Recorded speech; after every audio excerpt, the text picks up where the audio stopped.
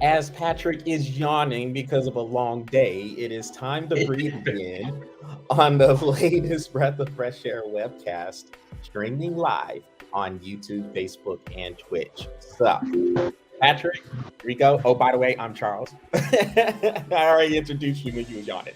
So, Yeah, it's been a long day today. I've had to work out in the rain and everything. It's been a day. It's been a day. I hear you. Well, you know what? I'm on this side of the grass, so it's always good. I was gonna say, hopefully, being on the show today, it'll kind of wake you up a little bit. I'm sure it will. It will. So Patrick, we have a lot to get to, so let's jump in it. But we're gonna start by giving a tribute, because as a lot of y'all know, as pretty much everybody knows, the great legend of the NBA and hell, human legend, basically, Bill Russell passed away at the age of 88 on Sunday with his wife by his side. So they said that he died peacefully. And I mean, 88 years, I mean, that's a long time to live, and he has seen a lot. We know about the NBA accomplishments, 11-time world champion, greatest winner probably in American or North American sports. I mean, when you have 11 rings, you could qualify for that. And so, yeah. And why not? Yeah. 5-time MVP. I'm pretty sure he would have won a whole bunch of Defensive Player of the Years if they were doing that sort of thing back in the day when he was playing. But the human accomplishments too, pretty much accumulating with him winning the Presidential Medal of Freedom, or not winning, but being awarded the Presidential Medal of Freedom back in, I want to say it was 2011. So, I mean, hey, just an awesome life. He's seen a lot of stuff, and salute to him, really, and may he rest in peace. Have any thoughts? Absolutely, man. No, you covered it beautifully. Man, it was. I wish I was around to watch him play a lot more than just watching on ESPN Classic. Right. Yes. I mean, don't get me wrong. I've enjoyed the people I've got to watch. You know, Michael Jordan, Kobe Bryant. Those are just two of the bigger ones. But yeah, man, it would have been awesome to see him play. Like you said, he was the greatest winner in sports. I mean, I guess, you know, people will be like, well, what about Michael Phelps? Okay. I mean, but this guy, he put a lot together in his time, and playing on a much tougher stage than most people got to play nowadays. So, no, man, I wish I would have got to watch him play. But other than that, man, hate to see him pass away, and prayers go out to his family. All right. Well, gosh, I normally don't. I don't like making these sort of transitions, but I guess we have to. But once again, like you said, rest in peace to him, and salute. I mean, because this dude is not only a sports legend, but a human legend with all the stuff he has seen. And another thing, remember, he was the pallbearer in Jackie Robinson's funeral. That I did not know. I was like, whoa. Yeah, I didn't know that, but I know baseball. I love baseball, so yeah. But yeah, salute to Bill Russell, and at least thoughts and prayers to his family. Rest in peace to the sports legend, and most of all, human legend. That is Bill Russell.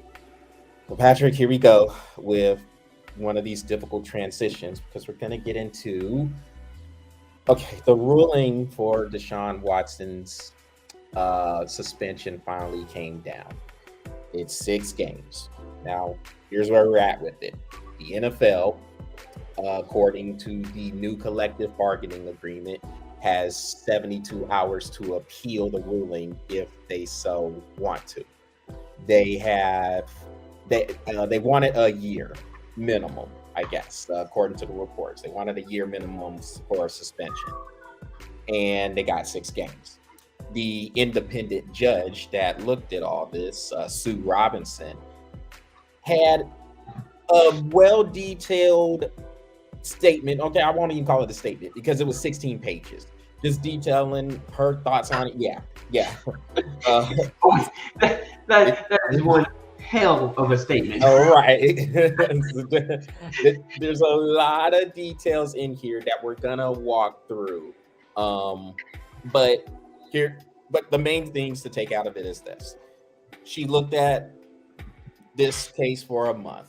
And of course, again, she's an independent arbitrator. Now, this is key because in the old collective bargaining agreement, Roger Goodell, the commissioner, was basically the judge, jury, and executioner. So they said, well, we'll go ahead and have an independent judge look at stuff, particularly when it comes to the NFL's personal conduct policy. More on that in a minute. But the personal conduct policy, when it came to Roger Goodell making these rulings on whatever the case is, people were upset about it, and the players' union was upset about it. Now, you know how we feel about the players' union.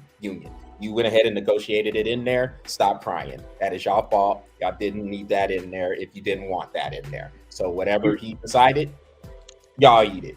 Deal with it. But here we are, new collective bargaining agreement, and we have this. Independent judge looks at this. Now, what you saw in there was this. Sue Robinson basically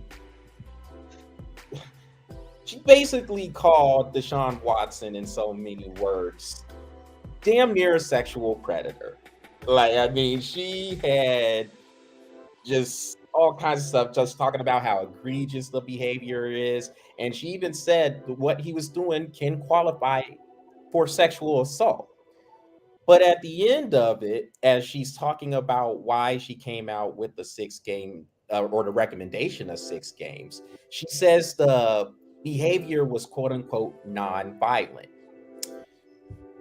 If you're meaning physically hurt, yeah, I know, yeah, exactly. So if you're saying, okay, so they didn't get physically hurt, but mentally and emotionally hurt is okay. I don't know. I'm gonna need someone from the legal perspective to help me understand that one. But I'm confused as hell. No, what? Okay, Patrick. Hey, we're gonna work through these complications. Okay. We're gonna decode it. So hold on. Let me get it out. Let me get just another piece out before you jump in. And so with the 6 games, what she did was she came up with the 6 game number because as rough as the allegations are against Deshaun Watson, according to the NFL's personal conduct policy, he's a first-time accused person. If you're accused, the first offense is 6 games. And that's where she came up with the 6 games of him being suspended. So yes, there's a lot of cases, but in terms of him coming into the news, I guess into the scope of being accused, it's the first time that has happened. It's not talking about the number of cases that is against them, because yes, there's a bunch of cases. I mean, don't get me wrong, I don't agree with that, but no, I hear you. Perspective, okay, I get you. So that was all in her not a statement, in her detailing of what in her book. Yes. So knowing all that, Patrick, before we start getting into the complications and uncomplicating things, what is your thought about the ruling that came down on Deshaun Watson? About the year? Or the 6 games? The 6 games, yes. Do you think it's too little? Do you think it's too much? I mean, how do you feel? Well, I mean, I see the point of view. I see the point of view that it is 6 games because of the. I don't even know what to call it. The initial ruling, I guess. Yeah. So, all right. But come on. I mean, you have to overlook. Well, I guess you really can't overlook it because it is technically Yeah, technically, yes. Technically, according to the policy, if you're a first time offender person, yeah. Okay, so rules are rules. I mean, rules are rules. I'm not gonna question that. So I guess at that point, yes, a 6-game suspension suffices. But I guess there has to be. I guess there has to be that says whether he is found guilty or not if he has to serve 11 more games after that. I would like to see what the policy states for the NFL. But I mean, technically, if we're sitting here looking at rules and those and whatever the case may be, if this is his first time, 6 games. That's good enough for me. So we're gonna jump into some of these complications because this is what we do. We uncomplicate stuff. And we simplify it. Yeah. We simplify stuff. You in a situation. No, I got you, Patrick. I got you. So things are complicated because people make them complicated. But exactly. This is what we know. This is a way just to kind of make things a little bit simpler to understand. So let's start here. There's a point of view that I've been hearing that says, oh, well, if Deshaun Watson wasn't criminally indicted, then he shouldn't get punished at all. That's one of the. Now, I'm not one to call out people's opinions like that because everybody has them, and you're gonna agree and disagree with others. This one is one of the dumbest statements that I have ever heard in the history of life. Okay, because people I know, and some of the comments I make myself. But here's why. Here's why though, because if that is the premise we're going to use in terms of looking at how a person should get punished, then any rule that any corporation makes doesn't mean anything. That's basically what you're saying there. Oh, he wasn't criminally indicted. Oh, shouldn't get punished by anybody else now.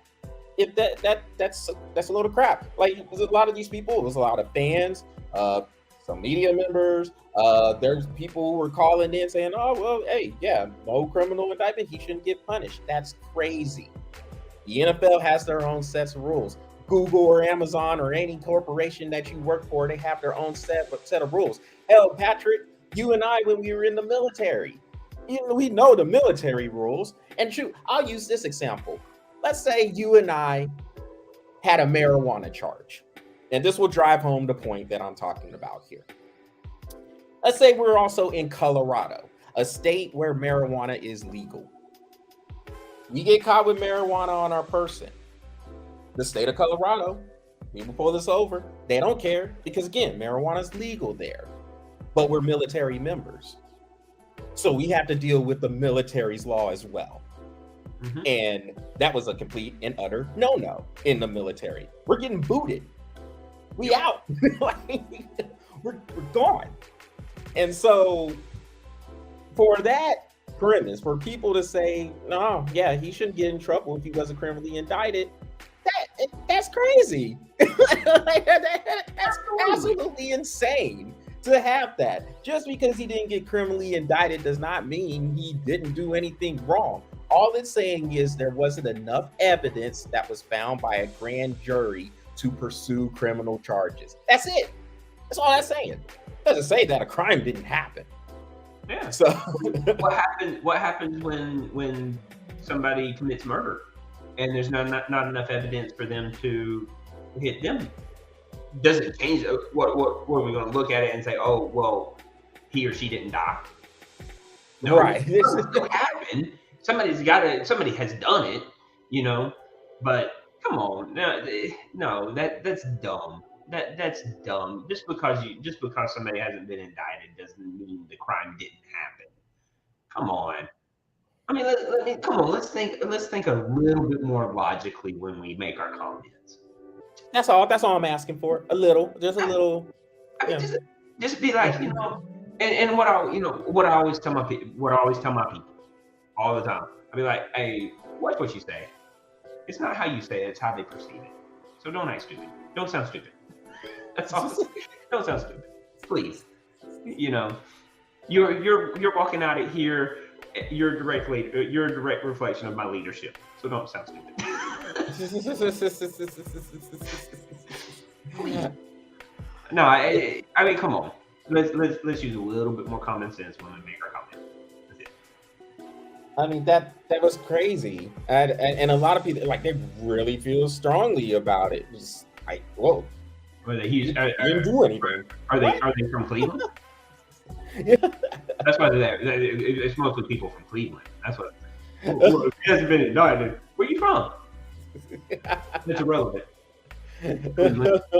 Okay, you're from the state. You're from the state of Ohio. Okay, we know now why you want him off with it. Okay. Now, Patrick, I'm gonna say, man, this is not isolated to just the state of Ohio. It's not. This is, I listen to those radio shows. There's people calling from wherever and who had this view, and it's just. It's ignorant. It's an ignorant view, man, because you're really just not looking at anything else. You're just looking at it from the standpoint of, oh, they didn't acquit him, or excuse me, if they didn't indict him, oh, he good. Let him go. Let him go play some football. Yeah, it's crazy. Now, I bet you the city of Houston is like, burn that MF down. Well, hey, the Texans are settling lawsuits themselves. They settled lawsuits with 30 women. 30. Well, since he hasn't been indicted, just let him run free. There you go. Problem solved. It's like it never happened because he hasn't been indicted. It never happened. Let him play some football and let him do it again. Maybe to the people that saying, well, since he hasn't been criminally indicted, maybe it's those people right there is his next victim. Oh, well, since you don't criminally indict me, your daughter won't either. 30 suits. Just think about that. That's all I'm saying. Yeah, and another thing that came out of that, so here are the other nuggets that I guess came out of Sue Robinson's detailed assessment of what happened here. Oh, you finally found the word. I said you finally found the word. Yes, assessment. There we go. Deshaun Watson cannot get any massages unless the team knows about him first. So this has to be team. Yeah. So right there, right there, how hard I snorted. right there. This is saying, because dude, if you looked at, because I actually did look at a good amount of this assessment, and the first 11 pages of this, she is ripping Deshaun Watson up. I mean, it was bad. Like, almost like if she was actually trying the case, she's wanting to throw the book at him. And then she brought it back full circle to, even with all that, I am looking at this from the standpoint of what is in their policy, the league's policy, the personal conduct policy. That's where she comes out with the 6 games. And according to their policy, that's the maximum amount of games you can find somebody for a first-time accusee. Now, granted, this is another thing. This is unprecedented. The amount of stuff that was coming toward Deshaun Watson in terms of the accusations was unprecedented. Like, the NFL hadn't even seen anything like this. And so she points all that out, but she or some other legal representation would have to explain to me the whole non-violent comment, because I'm just like, yeah, I think that's about the only thing that I've really heard you say that I'm just like, no, you cannot. If you push yourself in any way on a woman or a woman on a man, whichever.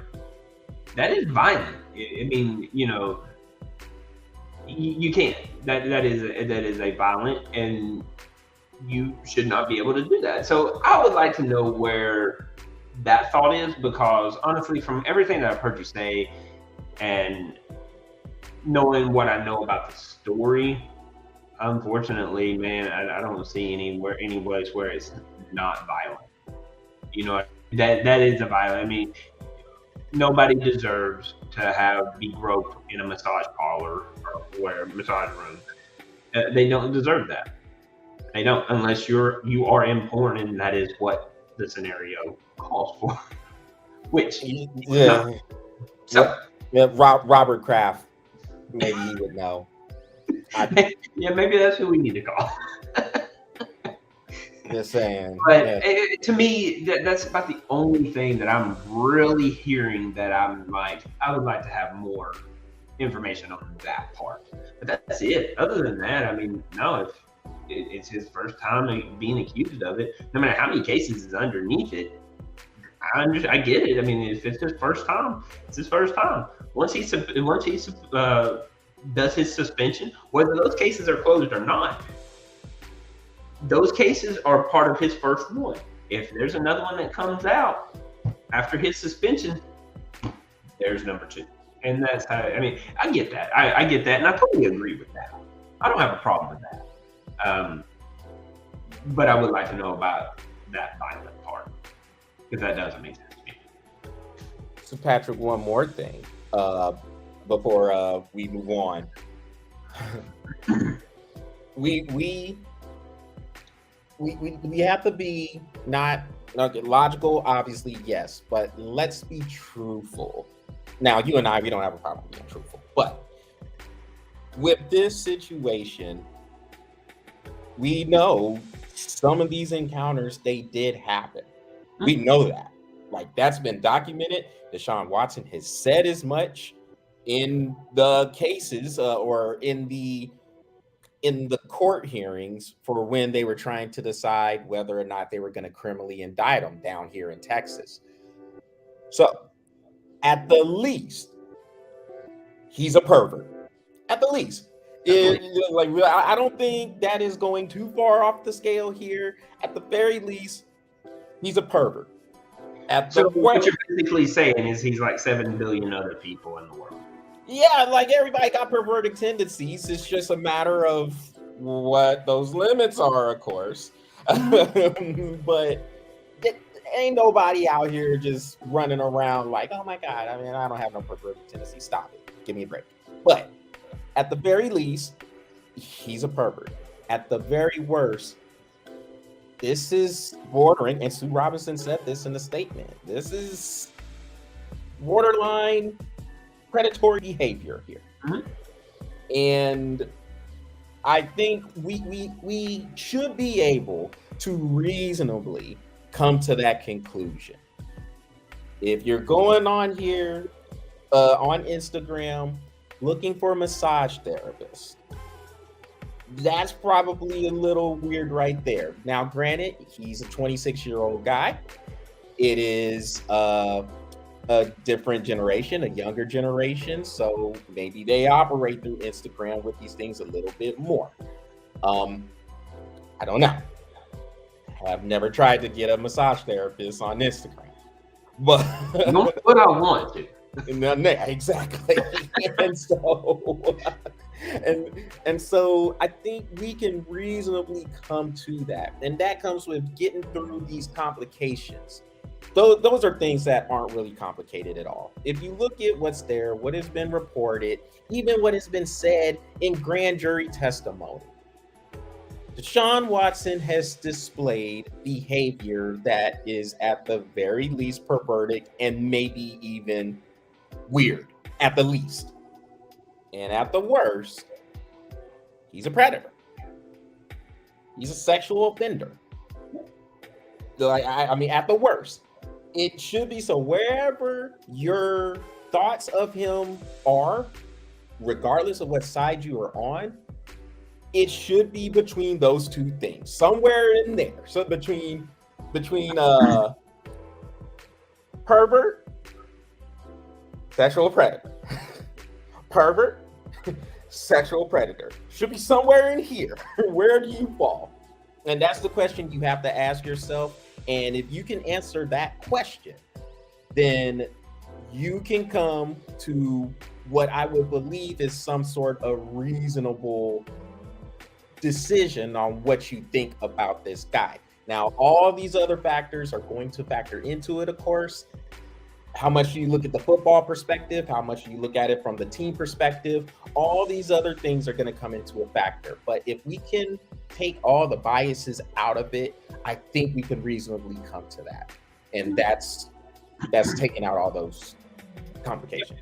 And I'll tell you right now, I will wait for the jury to make that decision, and then I will make my own truth. I'm always about making my own truth, but I want to hear everything being laid out. Let's look at all the evidence. I'm not going to tell you. Look, I am a huge believer you are innocent until proven guilty, not guilty until proven innocent. And so I will give this man the same respect. Now, do we know that he has some sort of guilt? Yes, because he has openly said. But let's let the jury and let's let the judge do their job. And then once they do their job, then I will make my own truth. And that's where I'll put it. Oprah Winfrey. Tell my own truth. Let's go. I will Oprah that right there. There we go. Let's move on to the Miami Dolphins, who got docked a first-round draft pick and a third-round pick and caught a few fines as well for apparently. Okay, so it was reported that they were trying to get Tom Brady to come down to the team and also get Sean Payton to coach. Now, of course, this is back in 2019. Of course, Tom Brady was still the quarterback for the New England Patriots. Sean Payton, of course, was still the head coach for the New Orleans Saints. 2019 was around the time, of course, Brian Flores was the head coach. He still has a lawsuit against the league for his termination and other things. All about that. Yes, that's still going. That is still a thing. Yes, it is. And so the NFL did this investigation and they came up with the tampering with Tom Brady and Sean Payton, I guess, was the biggest thing that they punished for. And then they tried to say there was no evidence of the owner, Stephen Ross, who got suspended for some games as well and caught $1 million fine, which $1 million for him is literally a penny. He's a billionaire owner. So he got suspended and fined that.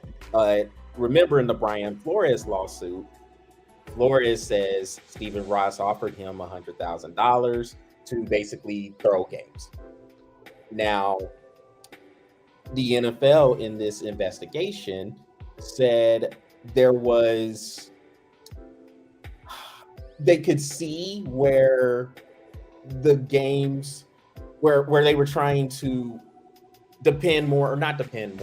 where they were trying to value more draft order than winning games. But they didn't want to open up the whole tanking thing, because if that happens, then now there's a major chance that Stephen Ross would have to sell the team. And that NFL owner fraternity, they're not trying to really break that up too much. So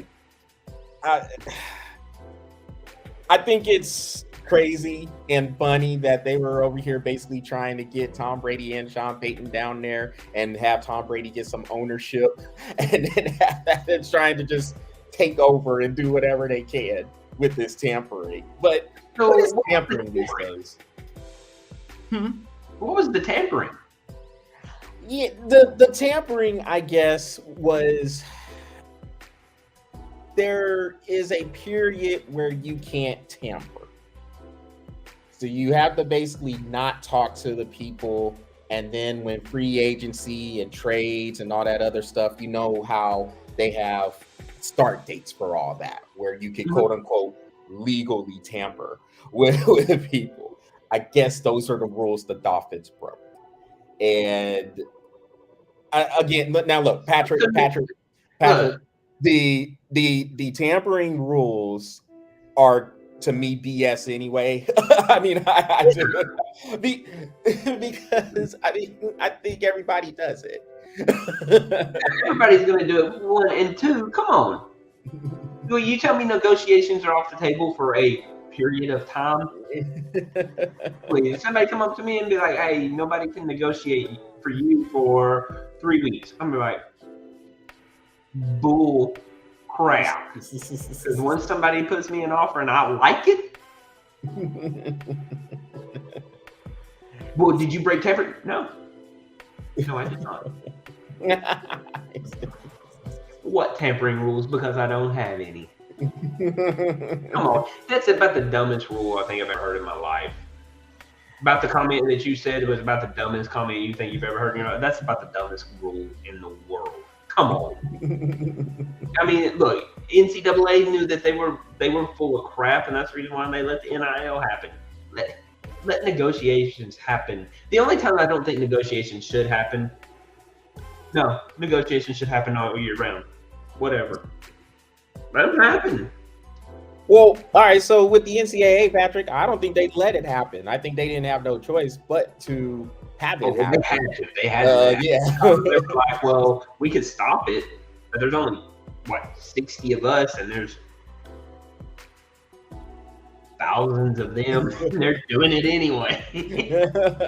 Yeah, and so that's the thing. They sometimes you get to a point where there is just the saying is one where they're like, whoa, there's too much toothpaste and you can't just put the toothpaste back in the tube.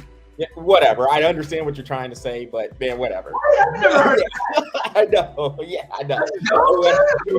I know. Back in the tube. I know what they're trying to say, but let's find another analogy there. Yeah, that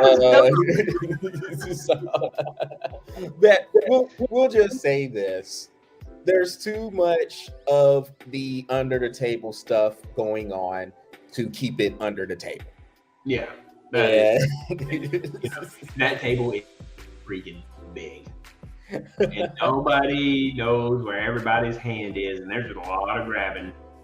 And just hand over fist for the money. Yep.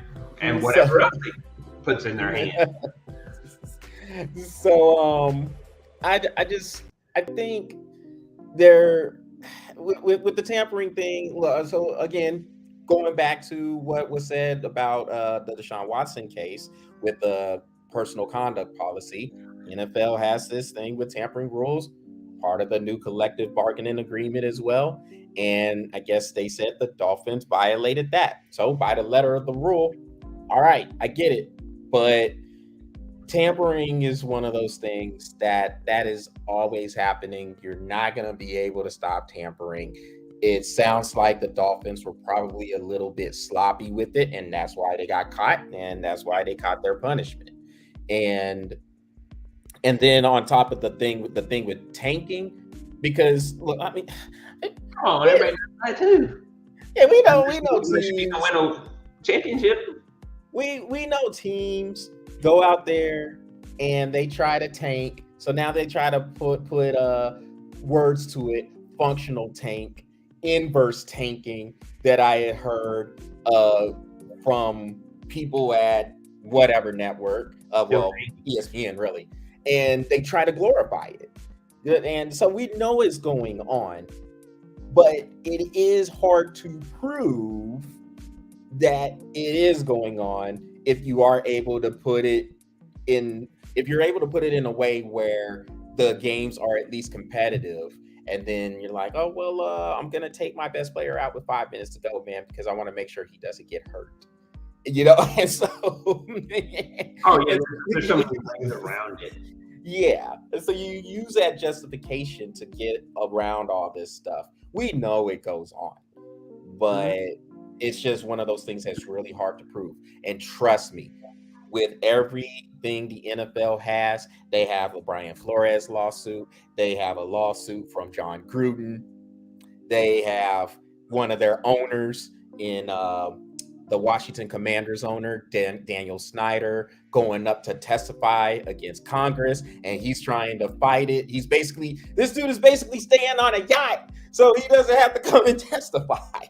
And so the NFL has a lot of griminess to it. This is no secret. There's no moral compass when it comes to the NFL. And the last thing they want is more litigation being blown up their asses. Sorry, pardon my French, but that's basically what's happening here.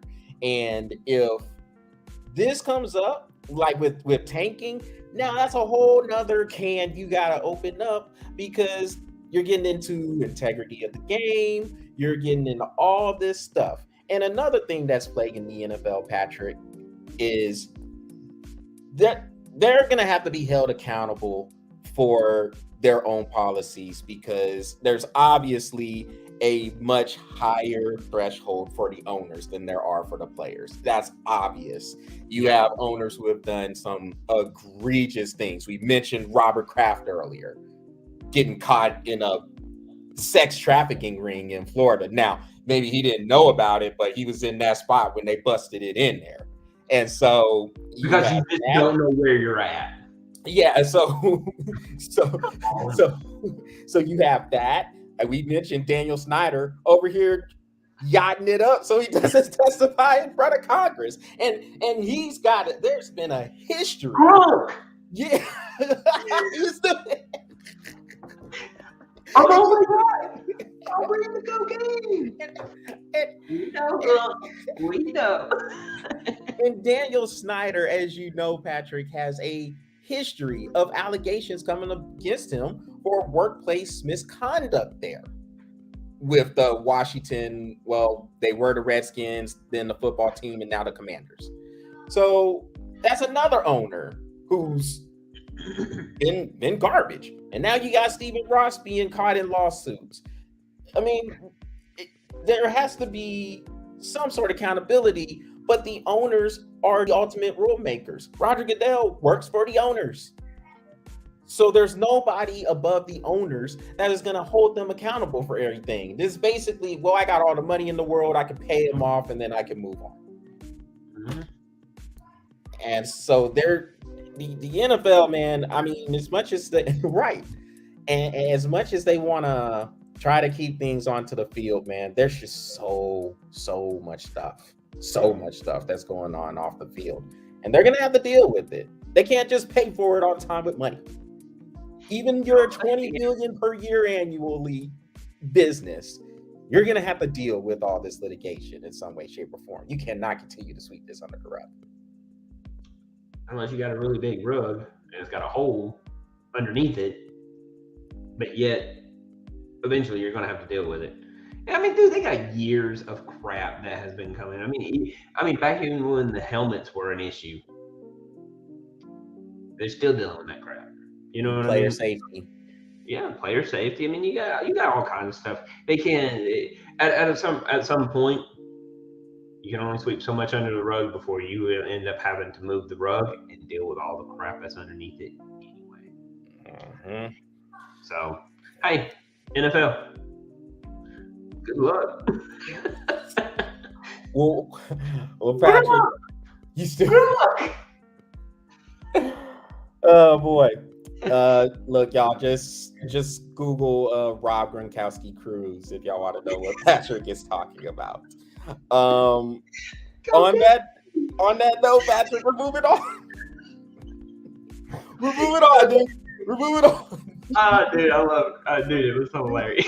We're moving on, Patrick. We're moving on. We're gonna spend a few minutes on some of this fallout from the Kyler Murray contract, because I want a good amount of time for us to talk about Major League Baseball trade deadline deals. So spend a few minutes on this real quick. And really what this boiled down to, so for after the last time we had discussed the deal Kyler Murray has signed with the Arizona Cardinals. Of course, you know the numbers. It was 5 years, $230 million, $160 million guaranteed, but there was basically a study hall clause. So now, since then, there was an amendment. So since then, the clause has been taken out because Kyler Murray was upset, and they went ahead and took out the clause. Number one, let's start with Kyler Murray here. He doesn't get it. He does not get it. He had a press conference on Thursday, and basically he wanted to call out the media and the fans, talking about it's disrespectful. You think that I could get to where I'm at, and I didn't put in any work. Well, Kyler, you kind of said that you don't watch a whole bunch of film in an interview you did with the New York Times. That was you, dude. Don't blame the media there. You went ahead, you said that. That is a direct quote from you, because you got cognitive skills that you rely on. so we all do. Right. so okay, Kyler. So you're off base there. And why are you mad at the fans and the media? You need to be mad at the team. And obviously the Arizona Cardinals. He needs to be mad at himself. Yeah. Because that's who is the problem. Yes. And that's the thing, man. You have no reason to be mad at the owners. You have no reason to be mad at the team. You have no reason to be mad at Breath of Fresh Air. You have no reason to be mad at the media. You have no reason to be mad at your family. The only person that you can be mad at is the person in the freaking mirror. You need to check that. That's what he needs to do. And that's what I'm saying. He doesn't get it. He does not get it. And for him to have that press conference, calling out everybody, trying to act like, oh, woe is me, this is disrespectful, blah, blah, blah. Dude, look, Patrick, you and I, we've said this about Kyler Murray for a long time. The dude is a very gifted player, but he's a crybaby. He's a big He crybaby. whines. When things don't go his way, he cries. He pouts. When they were getting their asses whooped against the LA Rams in that playoff game, he didn't want to come back into the game. You're the leader of the team. Yeah, you're the quarterback. You're the leader of the team. You're not going to come back out there. He whines all the time. And the Cardinals, you talk about a S show franchise right now. So you're gonna make this clause, and then you're gonna take it out all of a sudden. I mean, the damage is done already. You put it in there, and it shouldn't even matter. He signed the contract. Yeah, the contract was signed. So another part where you were talking about Kyler Murray needing to take responsibility for it. He needs to take responsibility for reading that contract too. Apparently, he didn't care, and his agent didn't care either. Because if they did, they would have said something about it before they signed the deal. Yep. So it's just a hot mess. So the Cardinals, garbage. Kyler Murray, garbage. Like everybody involved with that. No, hold on. We're veering from the show for just 1 minute. Kyler Murray, welcome to the STFU club. Nah, man, he had already been in there. I know we had him in there at least twice. Well, he got a second nomination. Just ridiculous. I know he's been in there. I know you put him in there at least twice. And I got dude. No. No. That's dumb. He's dumb. He just doesn't get it. No, and he never will. Honestly, dude, he'll never get it. He is oblivious to life right now, because truthfully, and shame on the Cardinals. Shame on the Cardinals, because that dang amendment should have been in there. We said it last week. Here we are. So they obviously felt it. They obviously knew this dude does not dedicate himself. That's what that clause is saying. You do not conduct yourself like a leader for the team. Yep. And it should have stayed in there. And it's shame on the Cardinals for taking it out. Mm-hmm. Yep. Mm-hmm. Absolutely. So you're on your note, I'm going to help you finish that. Cardinals organization, garbage. Kyler Murray, garbage. Cardinals organization, garbage again, just for doing it. Terrible, dude. Terrible. And one more thing, Patrick, before we get on Major League Baseball's trade deadline news. If What does that say about the quarterback market? Because all we keep hearing is, oh, it's a quarterback-driven league. It's a quarterback-driven league. So you got Kyler Murray there. Everybody's acting like, oh, well, you have to give him this contract because if you don't, then who else are you going to get for him? And Kyler Murray ain't setting the world on fire. No. So he's Marcus Mariota. Yeah. They can have him. I ain't gonna look. Give me $1. Get him off my plate. I don't care. Look, Patrick, the quarterback market is overhyped. And the way how it's been glorified is ridiculous because, again, there's only a few guys that you can call elite, like a select few. I know when I say select few, I'm talking maybe 4. Maybe 5. Yeah. And we would have to dig in what, 60 people?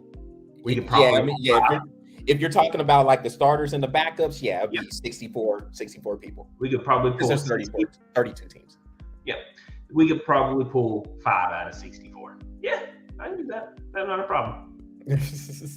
But the rest, I mean, the way teams are trying to shuffle through quarterbacks to get their magic person, and then if they feel they have a good one, then they're paying them all this ridiculous money. It's crazy. And again, the same rules apply to Kyler Murray as it did for any other quarterback that has gotten a ridiculous amount of money. Super Bowl or bust for this guy.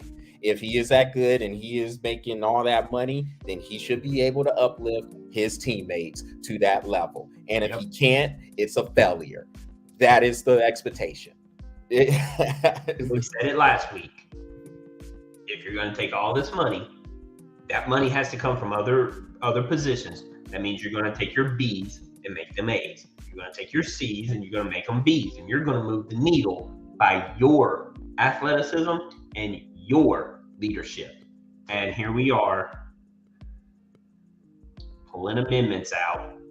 Honestly, I don't expect anything from him. And this is the crazy thing about it. I don't expect anything from Kyler Murray because I don't expect anything from the Cardinals organization. That's the problem. How do you expect this man to be a leader when you can't even lead yourself? Yeah. That's a problem. You're asking this man to do things that you're not willing to do. How are you going to expect this man to lead? You can't. Yeah. And he won't. I mean, you're going to lead yourself right into a wall, more or less. Or you're going to lead yourself right into a $215 million wall that Kyler Murray is going to take down $100 bill by $100 bill, and you ain't going to have nothing left because Kyler Murray just took all your money and didn't grow worth crap. Here we are. Well, hey, well played, Arizona. It's a crap organization. Well, Patrick, let's get into the trade deadline for Major League Baseball. So, got about 10 minutes here, so we can jump into some of these trades. A little bit over 10 minutes. Of course, the trade deadline was almost a couple of hours ago now. Well, almost a few hours ago. Take that back. It was at 5 Central, the trade deadline. Obviously, the San Diego Padres look like some big winners here. Of course, they landed Juan Soto and Josh Bell from the Washington Nationals, which you and we were wrong about that. We didn't think Juan Soto would get traded before the deadline, but the Padres. Now, one thing we did say, though, was if there was a team that was going to get him, it would be San Diego because they have the prospects to do it. One of the best farm systems there is in the league right now.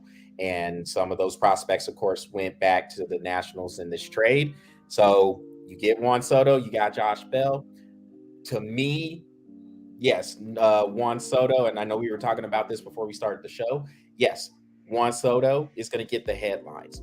But them getting Josh Hader to close games from the Milwaukee Brewers, that might be the biggest deal. That might turn out to be the key to the Padres making the playoffs and potentially winning a World Series. Like that, like they have enough talent to where they can compete. Now, I'll say this, and then you got the floor. What happens to the Padres now? If you were to ask me, I still don't think they beat the Atlanta Braves in a series, and I still don't think they beat the Los Angeles Dodgers in a series. The gap has closed a lot. Yes, it has. But I would still pick the Braves or the Dodgers to beat them. Well, if the Braves didn't make the 2 trades they made, I wouldn't have agreed with you. Bringing in Iglesias and who was the other one? Akiti? Yeah. From the Astros? God, what is the kid's name? The guy's name? Adrizi. That's right. Yeah. That's what I say, Akiti?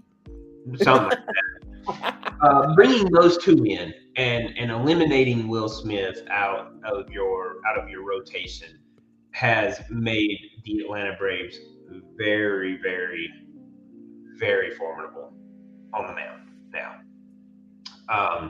And don't get me wrong, making that trade to the Astros and giving the Astros Will Smith. Don't get me wrong. Will Smith he's not a bad pitcher. He's just not a good pitcher in that rotation for the Atlanta Braves. He's going to go into the Astros and make a huge difference almost immediately. They're right, like you were saying before the show, they're right-handed dominant, and with them being right-handed dominant and bringing in Will Smith, who is a left-hander pitcher, it takes a lot of that pressure off of him in the Atlanta Braves rotation because he's not the man in Houston. He's just a left-handed pitcher, and all he needs to do is go out and pitch. When he just goes out and pitches, he's a very effective pitcher. He really is, but he's not that in Atlanta. So with that trade between Atlanta and Houston, that was a fantastic trade. My personal opinion, one of the best trades I saw that benefited both teams, right? And I agree with you. San Diego getting Hader, that was huge. To me, I agree with you. That was the best trade before the trade deadline, point blank. Made a huge statement. But Atlanta had to go and get those 2, and when they did, I agree with you again. Yes, I don't put him above. I don't put San Diego above the Dodgers, and I'm not going to put them above Atlanta. Not with the trades, but those 2 teams, those 3 teams with San Diego, LA, and Atlanta, man, those are going to be some good series anyway. I can tell you that. I look forward to them. And man, and Patrick, just looking at the moves that were made, like I don't really have a problem with any of the trades, like all the trades. So let's go back to, I think it was either Thursday night or Friday night when the Seattle Mariners decided they were going to get Luis Castillo from the Cincinnati Reds. Like even starting from there, I'm like, oh, okay, Seattle, we see you. We see what you're trying to do, Seattle. Go ahead and get that bona fide pitcher in there to booster that rotation. I see you. And then, look, dude, even the New York Yankees, when they made the move, picking up batter? Yeah, they got the pitcher, Frankie Montas, from the A's.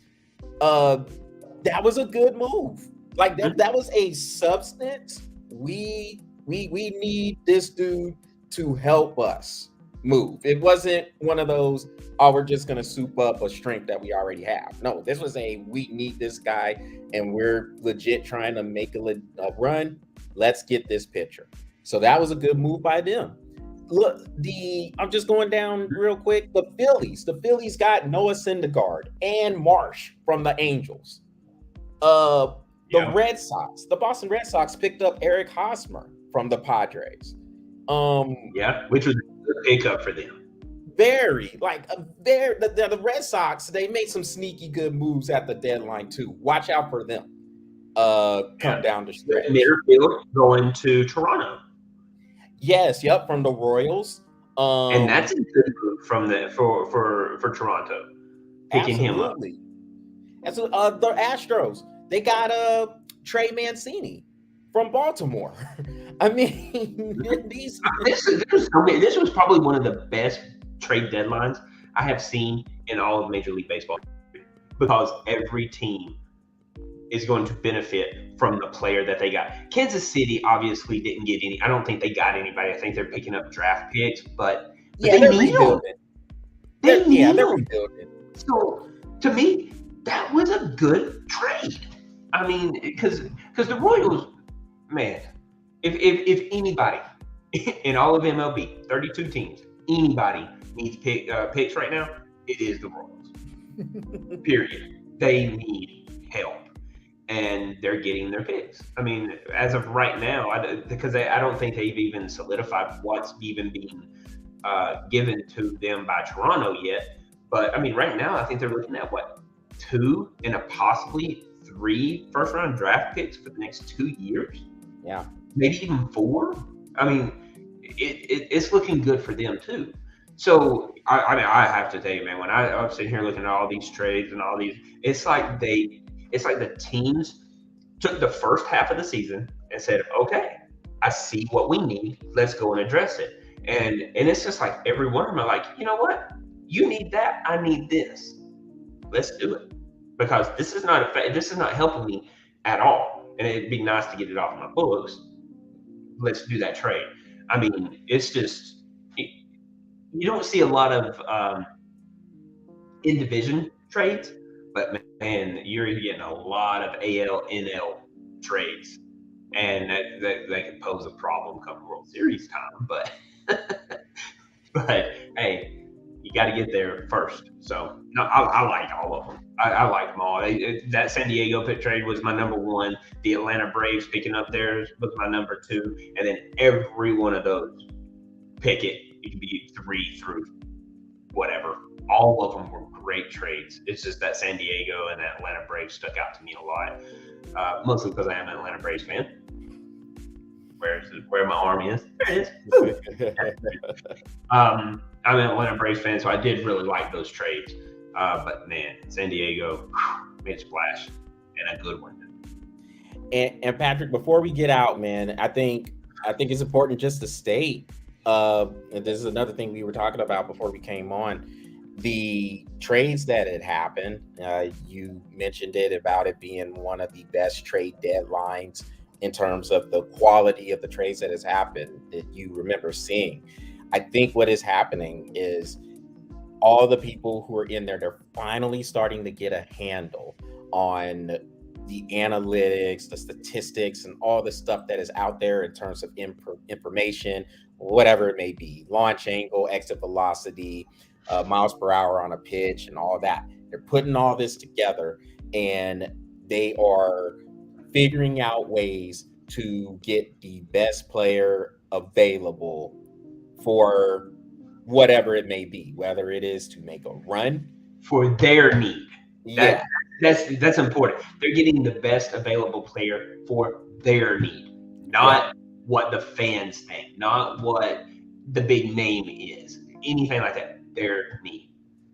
And the thing that you brought up, like, so with Juan Soto, we have to remember he still has 2 years left on his current deal after this year. So this isn't necessarily like a rental for the Padres here. They're going to have him for another couple of years, and then they can decide what they're going to do at the end of that contract if they don't find a way to extend them before then. But the needs are being addressed, and I think everybody's finally starting to get a hold of all the stuff that is out there instead of trying to just make a bunch of splash plays. Get this dude so we can try to enhance our home run thing. That's still kind of part of it because you're always trying to look for more pops in the lineup.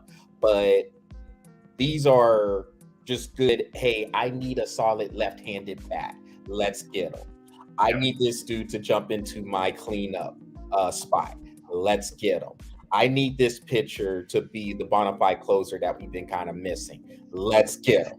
And so and it's smart moves. And even the teams that are rebuilding, They're like, hey man, look, just give us these draft picks and we'll go ahead.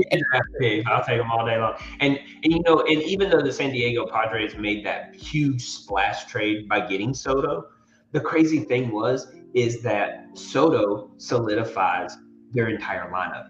Not only does he solidify their entire lineup, he gives them the pop they have actually been missing for the entire first half of the season. So even though it's a splash trade and everybody's like, oh yeah, man, it was a necessity for the Padres to get Soto. It was a big, huge necessity for them to get him. So even though it was a splash trade, huge necessity for them to make this run that they're wanting to make. 23 years old still too. 23. Yeah. So, well, all right, Patrick. Time to wrap this show up. That will conclude this edition of the Breath of Fresh Air webcast. Y'all make sure y'all visit the Breath of Fresh Air YouTube channel and smash that subscribe button and follow the Facebook page. If you want to throw a like in there, then that's cool. But follow it. Yes. Get them notifications too. Turn them notifications on because we're bomb. Exactly. So, everybody, I hope y'all enjoyed this show. Y'all take care, and we will see you next week at this same time. Hey, and one more thing. Read the banner because we are your show's favorite show. Well played, Patrick. They watch us. Well played, Patrick. Y'all take care and have a good rest of the week.